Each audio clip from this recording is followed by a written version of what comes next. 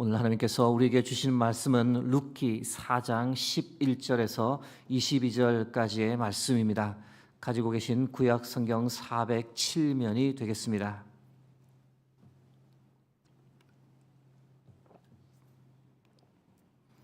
허락하신 말씀 룻기 4장 11절에서 22절까지의 말씀 교독하겠습니다.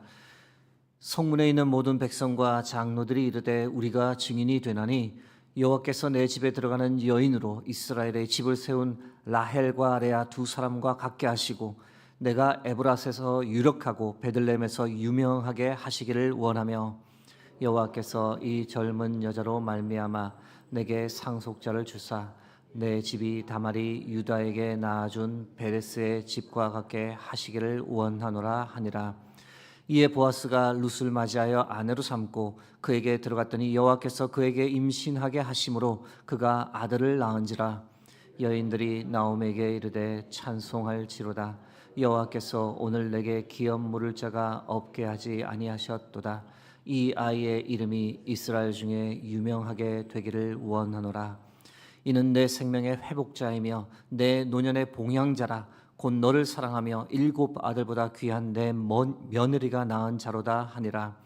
나오미가 아기를 받아 품에 품고 그의 양육자가 되니 그의 이웃 여인들이 그에게 이름을 지어 주되 나오미에게 아들이 태어났다 하여 그의 이름을 오벳이라 하였는데 그는 다윗의 아버지인 이새의 아버지였더라. 베레스의 계보는 이러하니라.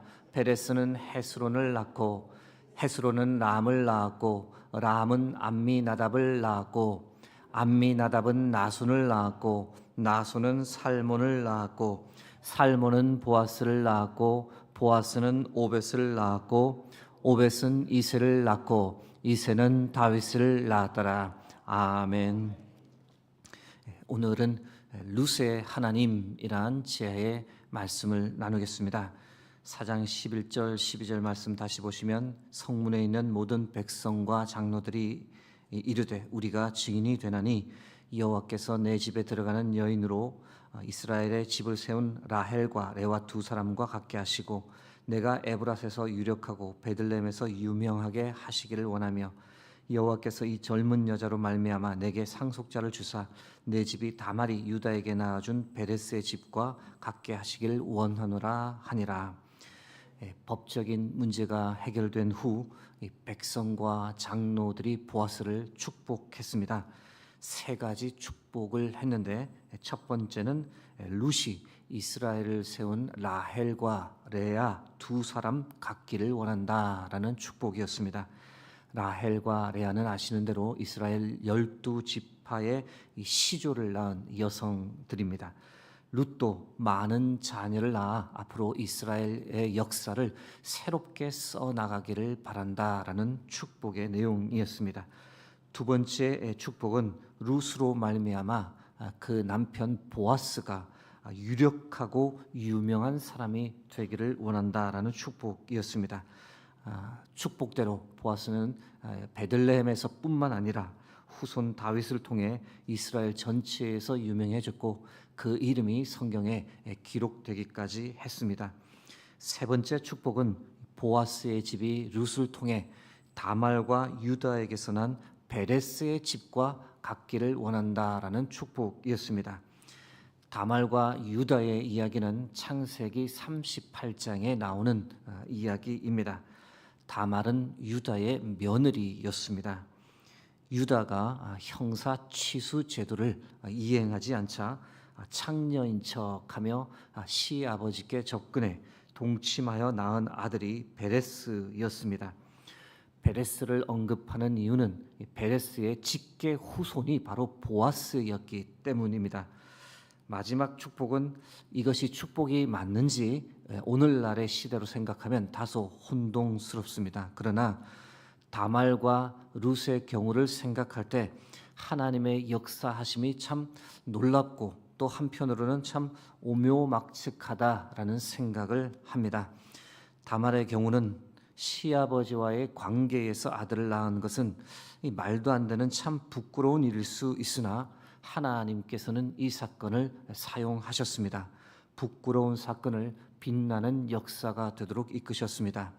룻의 경우를 생각해 보면 유다 여성들도 참 많은데 모압 여인을 통해서 다윗 왕조가 세워지도록 하나님께서는 역사하셨고, 이후 예수 그리스도가 이 가문을 통해 이 땅에 오도록 일하셨습니다.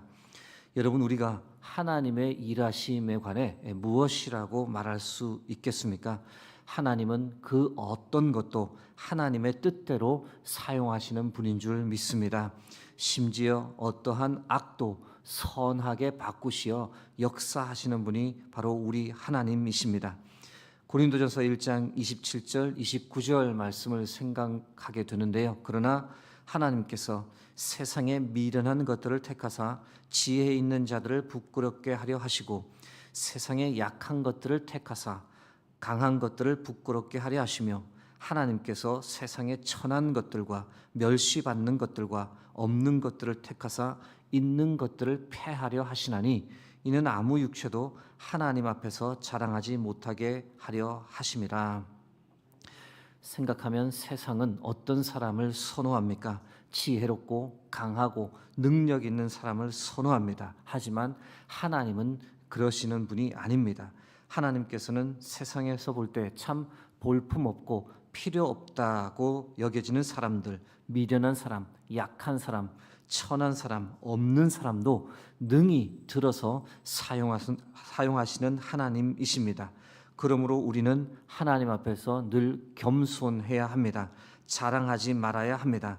쓰임 받으면 쓰임 받는 대로 감사, 주시면 주시는 대로 감사, 없으면 없는 대로 감사, 섬길 수 있을 때 섬기는 삶을 통해 감사. 여러분, 하나님의 주권을 늘 인정하고 하나님의 일하심에 늘 감사하며 살아가는 저와 여러분 되기를 주의 이름으로 축복합니다. 성문에서의 담판 이후 결혼식까지 이 시간이 얼마 걸렸는지 알 수 없으나 결혼식이 치러졌고, 하나님께서 태의 문을 열어주셔서 룻이 아들을 낳았습니다. 가장 기뻐했던 사람이 누구였을까? 오늘 성경을 보면 나오미였습니다. 동네 여인들이 룻이 아니라 나오미에게 축하하며 축복했습니다. 4장 14절 15절 말씀입니다. 여인들이 나오미에게 이르되 찬송할지로다. 여호와께서 오늘 내게 기업 물을 자가 없게 하지 아니하셨도다. 이 아이의 이름이 이스라엘 중에 유명하게 되기를 원하노라. 이는 내 생명의 회복자이며 내 노년의 봉양자라. 곧 너를 사랑하며 7 아들보다 귀한 내 며느리가 낳은 자로다 하니라. 나오미를 향한 여인들의 찬송을 좀 더 쉽게 바꾸어 말씀드리면 이렇습니다. 나오미여, 그대에게 보아스가 있으니 얼마나 감사한가. 정말 하나님께서 기업 물을 자를 당신을 위해 예비하셨도다. 나오미여, 그대에게 손자가 났으니 얼마나 감사한가. 이 아이는 당신의 회복자요 당신의 봉양자로다. 이제 아무 걱정할 일이 없도다. 나오미여, 그대에게 7 아들보다 귀한 며느리 룻이 있으니 얼마나 감사한가. 자신의 목숨보다 당신을 사랑하는 딸이 있으니 그는 행복한 여인이로다. 4장 16절에서 17절 말씀입니다. 나오미가 아기를 받아 품에 품고 그의 양육자가 되니 그의 이웃 여인들이 그에게 이름을 지어주되 나오미에게 아들이 태어났다 하여 그의 이름을 오벳이라 하였는데 그는 다윗의 아버지인 이새의 아버지였더라. 이웃 여인들이 아기의 이름을 지어 주었습니다. 오벳이라는 뜻은 섬기는 자란 뜻입니다. 앞으로 이 아이가 하나님을 섬기고 또한 할머니를 섬기며 살라는 뜻에서 주어진 이름이었습니다. 사진 하나 보시면 나오미가 손주를 안고 그리고 룻의 머리를 감싸고 있는, 함께 감사하는 그 장면을 묘사하는 성화입니다. 룻기를 마치며 룻기에 묘사된 하나님은 어떤 하나님이신지, 룻이 만나고 고백하는 하나님은 어떤 하나님인지 그것에 관해 생각해 보겠습니다. 룻은 시어머니 나오미를 통해 처음 하나님을 알게 되었습니다. 이후 많은 사건을 통해 그리고 기도와 그 기도의 응답을 통해 하나님을 더 깊이 만나고 하나님을 알게 되었습니다. 룻기에 기록된 하나님, 룻이 고백하는 하나님은 과연 어떤 하나님일까요? 첫 번째, 돌보시는 하나님입니다. 나오미의 가정 초기를 생각하면 고난도 이런 고난이 있을까 싶을 정도로 참 처참했습니다. 남편 죽고 두 아들도 죽고 인생 포기하고 싶을 정도로 절망적이었습니다. 하나님께서 어떻게 내게 이러실 수 있나 항변하고 외치고 자포자기하고픈 그러한 지경이었습니다. 그러나 룻의 하나님 나오미와 룻을 고아와 같이 버려두지 않고 그들을 돌보셨습니다. 그들을 꽉 붙잡고 계셨습니다. 나오미가 포기하려 할 때 룻을 그녀의 곁에 두셔서 나오미를 돌보았습니다. 극도의 가난 속에서 이삭을 주우며 생계를 유지할 때 룻의 곁에 보아스를 두어서 그들의 가정을 돌보셨습니다. 여러분, 우리 각자의 인생 돌아보면 매 순간마다 하나님의 돌보심으로 가득했음을 고백하게 됩니다. 우여곡절 없는 인생이 어디 있습니까? 고난 고통이 이만저만이 아니었고 때로는 삶을 포기하고 싶은 순간도 있었습니다. 그러나 돌아보면 그 모든 시간을 잘 버틸 수 있었던 것 하나님의 전적인 돌보심 때문이었습니다. 사랑하는 성도 여러분, 지금 혹시 참 힘든 시기를 보내고 계시다면 조금만 힘을 내시기 바랍니다. 하나님께서 반드시 도와주실 겁니다. 이미 여러분을 꽉 붙잡고 계시며 선한 길로 이끌어 주실 줄 믿습니다. 룻기에 기록된 하나님, 룻에 의해 고백된 하나님은 과연 어떤 하나님일까요? 죽음을 생명으로 바꾸시는 하나님이십니다. 룻기 1장은 죽음의 연속이었습니다. 죽고의 연속. 죽음과 절망 외에는 아무것도 없었습니다. 룻기 1장 보시면 긴 흉년에다 계속되는 장례식에다가 눈물밖에는 없었습니다. 그러나 하나님께서 그 모든 것을 역전시켜 주셨습니다. 룻기 4장 마지막 장은 생명의 연속입니다. 결혼식과 출생으로 인해 소망이 넘치고 낳고 또 낳고 계속되는 출생으로 희망과 소망이 가득해졌습니다. 룻기 4장 18절에서 22절 말씀입니다. 베레스의 계보는 이라니라. 베레스는 헤스론을 낳고 헤스론은 람을 낳았고 람은 암미나답을 낳았고 암미나답은 나순을 낳았고 나순은 살몬을 낳았고 살몬은 보아스를 낳았고 보아스는 오벳을 낳았고 오벳은 이새를 낳고 이새는 다윗을 낳았더라. 사랑하는 성도 여러분, 우리 하나님은 생명의 하나님, 살리시는 하나님인 줄 믿습니다.